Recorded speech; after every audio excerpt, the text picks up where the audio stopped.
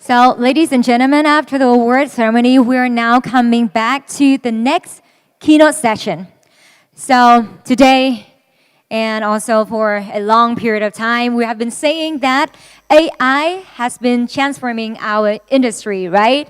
While AI is a powerful engine, like the CEOs in the CEO panel discussion this morning agree that AI is there, but we need to take the lead role in order to harness its power.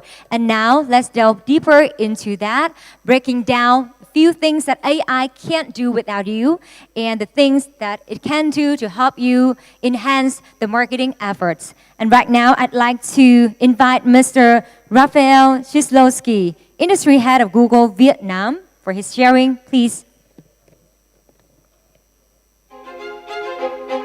Every moment around the world, people and organizations are generating data that can be extraordinarily useful to solve problems. How we could increase access to things like electricity. AI can help tackle climate change. Make education more available and accessible. Faster diagnostics and better treatment. We end up with a world that has more knowledge and more access to information that otherwise would not be available. It's surprising to me that many people don't realize they've been using AI, Google Maps, Google Translate. We're all able to speak the same language. It's so exciting to be at a time when this is actually possible. Businesses should be excited about artificial intelligence. The opportunities are tremendous. Monday, we thought maybe this is possible, but by Friday, with Google Cloud, it was real.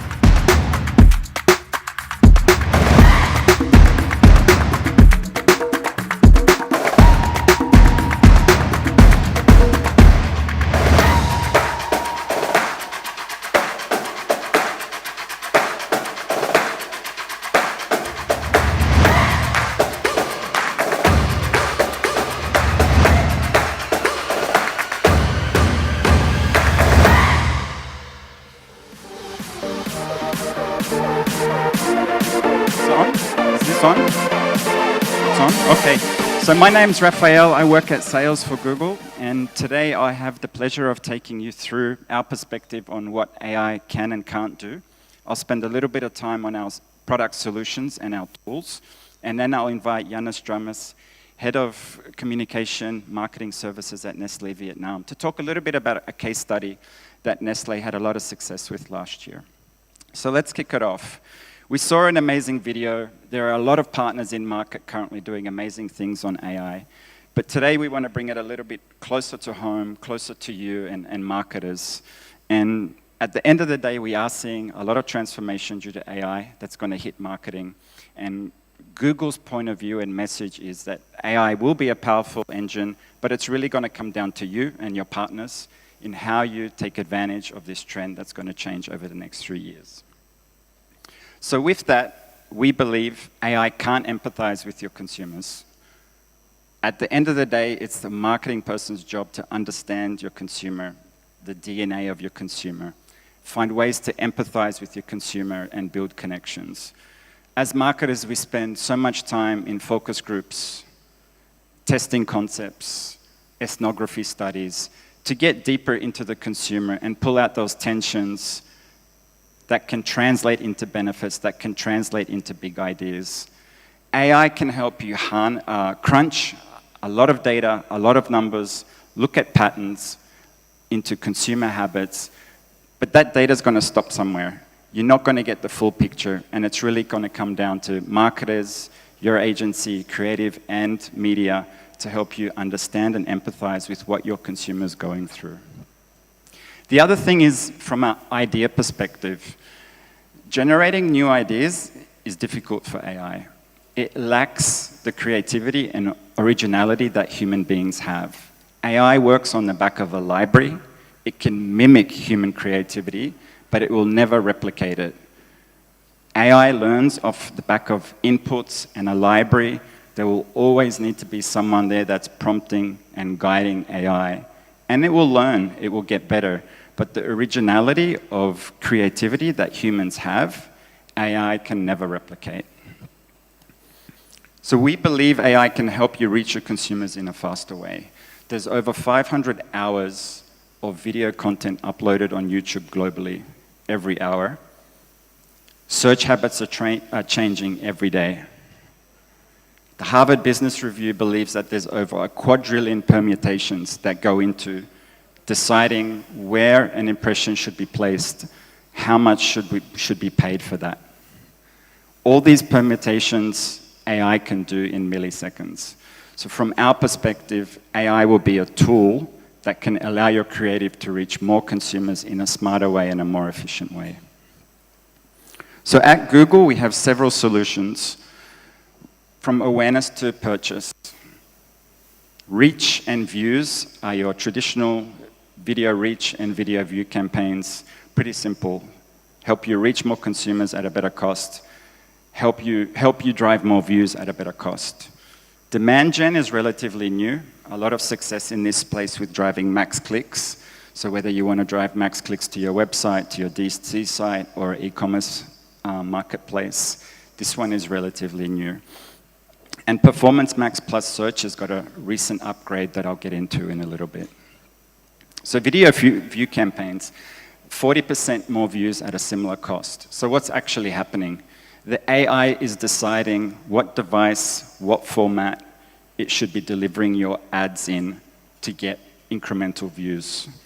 We talk a lot about device, we talk a lot about formats, long format, short format, non-skip, skip. The AI here is taking advantage of its capabilities to deliver more views. Performance Max. Out of approximately 350 campaigns, it's delivered 18% more conversions at a similar cost per action. And again, you're letting AI do the work with your assets, predictive modeling to help you get stronger results. And with Performance Max, we're integrating Gemini going forward. So Gemini's sophisticated reasoning capabilities is going to help you get more out of your text translations. Basically, it means the AI gets better at effective headlines and image placements going forward, which will drive stronger performance. You still remain in control, but AI plus Gemini is doing a lot more of the hard work for you. The other thing AI can't do is create culture. Southeast Asia is a video-first market. Video has been a primary source for us to share, learn, entertain, create culture, create trends, and also learn about a lot of other cultures in Southeast Asia and around the world. But culture is like an iceberg. There's parts of it that you can see and parts of it that you can't see. And culture is about values, beliefs, that AI can't pick up, can't see, but it drives culture. So to create culture, you, as a marketer, have to understand someone's cultural experience, drivers, and it's not something that AI can simply do through data. What we fundamentally believe is AI can empower human creativity. It will streamline your creative process, generate new kinds of content, and bring ads to life in a faster and smarter way. Helps you scale, helps you reach more markets, converts your assets into multiple different formats, helps you generate voiceovers. But empower is super important here because, like I said before, AI can never replicate a human being's creativity, and that's why we need to stay close, work with creative agencies. You know, there was a comment here earlier about spending more time in the creative process, where that light bulb goes off, so you can create disruptive campaigns that resonate with your consumers. So let's talk a little bit about ideas and creativity. And we talked a little bit on the media side. What I'll do now is share a few tools that Google has that will help you. Whether it's research, whether it's visualization, production, easier to personalize at scale. These are tools that both creative agencies, media agencies, and internal production houses that you may be using can take advantage of. So the first one is research. And I think everyone is aware of this, Gemini. You can put in a 400-page document into this, and within a few seconds, it will basically pull out curious elements, summarize key points. If you've ever done a meeting, 2-page summary, you plug it into Gemini, and it will give you an amazing summary. It's also become part of my daily task. I use this now all the time on a daily basis to summarize my meetings or basically get a really simple cheat sheet on a document that I just don't have time to read. Blind evaluations have also shown that the new Gemini is advanced and the most preferred chatbot relative to peers. So it's making progress, it's getting better and better all the time. So this is a great source to simplify your time and do research. The next one I'll show is Lumiere, and this is basically all about concept and design. I'm just going to show you a few screenshots. So the first one is stylization, video stylization specifically. So on the left you have your input video. AI needs an input. And on the right you can see the prompts. Now this prompt could be you as a brand manager or someone in a creative agency advising AI how they want this specific video changed. And you can see here it goes from wooden blocks to colorful Lego bricks to a mech robot. Another example is stylized generation. So on the left, you have a style of a picture. And the prompt here is, use this style, show me a bear dancing, show me a horse running, show me a giraffe. Then we have cinemagraphs, basically turning a still image into an animated image with movement. And all these harnesses the power of AI and enables someone using Google Studio to create assets faster, cheaper, and at scale to a certain extent. The next one, which I personally love, it's probably not as sexy as the ones before that, but on the left you have AI-generated voiceover. So you have the ability now, through AI, to create voiceovers in multiple languages or dialects, change your call to action, change any supers at scale. On the right, you have a universal translator for video, lip matching, speech generation, and language translation. So if you're someone that's trying to expand your business to 20 markets around the world, you don't have to create so many copies. You don't have to spend so much time in the studio. And it's not just export, it's also provinces. Changing your creative to match with a promotion that's happening next month in this province or the following month in another province. This all allows you to create more assets, faster, and with strong efficiencies. So for us, it's all about you and your team and how you together with your stakeholders, whether it be media agency, creative agencies, can harness the potential of AI. How do you dip your foot in the water and test smartly, learn, and build the capability? And with that, I'm going to share a case study and invite Yanis Dramas to the stage. This is a Nestle case study from last year. I'm going to play the video, and then Yanis and I will have a chat about what he learned and how Nestle is looking at AI going forward.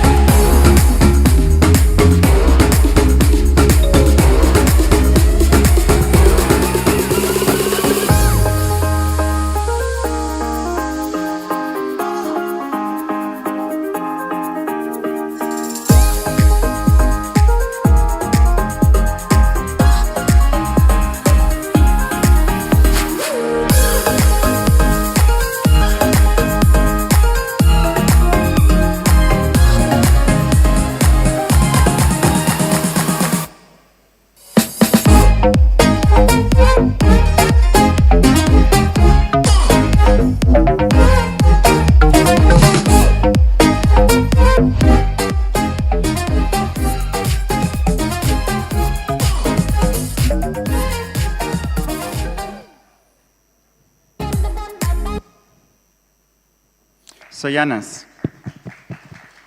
hello everybody. Thank you, Rafael, for the invitation. Welcome.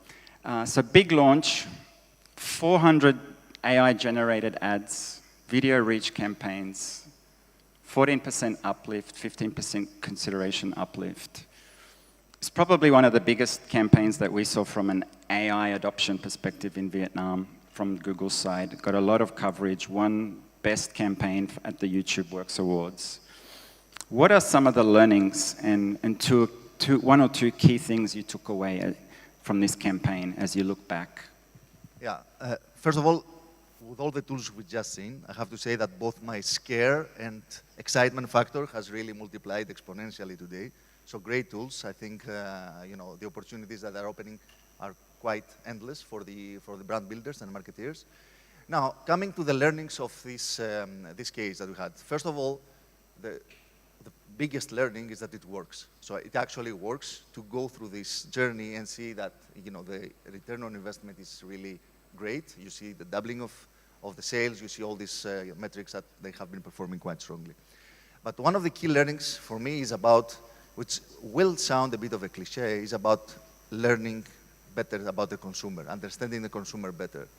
And it may be kind of a given, but in this case for us was fairly new because Dynamind has been a new product which has been targeting teenagers, so outside of the traditional audience of Milo, which is usually mother with kids. So we needed to have a good understanding of the consumer. And what this AI tool allowed us to do is to be able to contextualize better, to be able to better create the affinities and create the audience segmentation to allow us to have this personalization that will be coming later with the creativity, with the creative side. But it showed us that also understanding in terms of generic terms like context, media consumption, affinities is not enough. And if we all admit that the holy grail of this is personalization at scale, being able to have one-to-one marketing, you need to have a really deep understanding of the consumer. I would even dare say at a personal level, maybe not today, maybe tomorrow, but even at a personal level to understand the consumer, to be able to segment and target him or her in a specific way. And how are you looking at contextual targeting versus first-party data? Is that something that you also explored going into the campaign? Yeah, absolutely. This is, I think, something that is one of the key learnings, that we need to really have good quality and good enough scale of first-party data to be able to execute something like that. So contextual information is not enough. First-party data is the answer. And this is also where is a big opportunity for platforms like Google to help do better matching between our first-party data and this audience segmentation. Yeah, and I think first-party data is important. I think third-party cookie deprecation is coming, probably in Q3. The need to set up your infrastructure tagging systems internally to get ahead of this move and start harnessing the power of first-party data and similar audiences across your campaigns is going to be more imperative than ever. So that's a great point, especially leading up to the next 6 months where Chrome will deprecate third-party cookies. And that will have an impact on a significant amount of campaigns if a company is not ready with its first-party plan. So moving forward... Not only, sorry to interrupt, but it's not only first-party data, but to have the right level of richness on the data. 100%. To be able to make these choices of how we're going to segment, how we're going to target. Correct, yeah. So with the learnings that you have, what are Nestlé thinking about or doing going forward? It might not be media related or creative related, but what are one or two things Nestlé is doing going forward to take advantage of AI? So something that we want to move forward, which has been also another learning out of this exercise, has been about the creative output of AI. In this case, we have done these 400 renditions pretty much. But what we have seen is, first of all, we need to make sure that the brand integrity is in place. Having an AI generating assets is fantastic, but it's not enough. We need to make sure that we train the models in such a way that are brand safe. They create the content with the best brand integrity.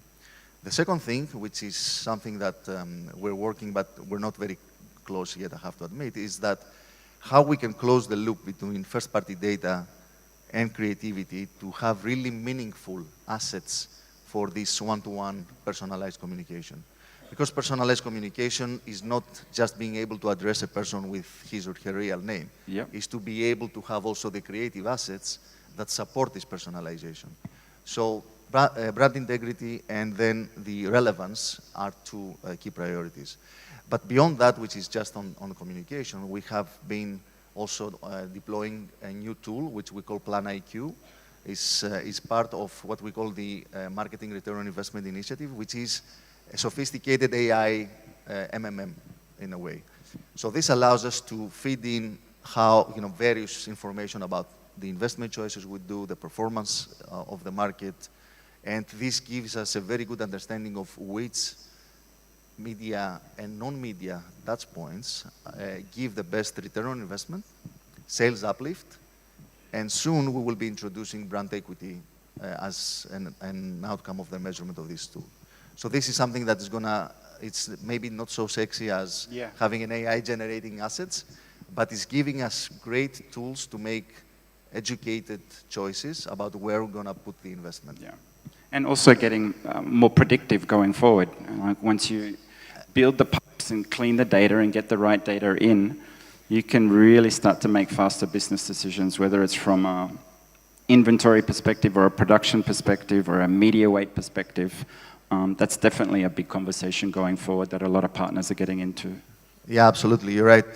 Predictive is the name of the game. So it's not just to be able to look back and see what has worked, but to be able also to make scenarios. And at this stage, we have this ability to make scenarios, and the scenarios will give us what is the optimum investment mix.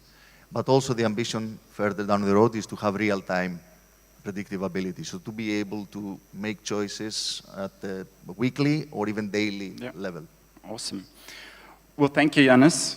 Congratulations again on a great case study, and thank you all for listening to this session about what AI can and can't do and Google's point of view as we go into this exciting times over the next multiple years of AI adoption. Thank you. Thank you for the invitation. Thank you very much, Mr. RAFAEL and Mr. Yannis.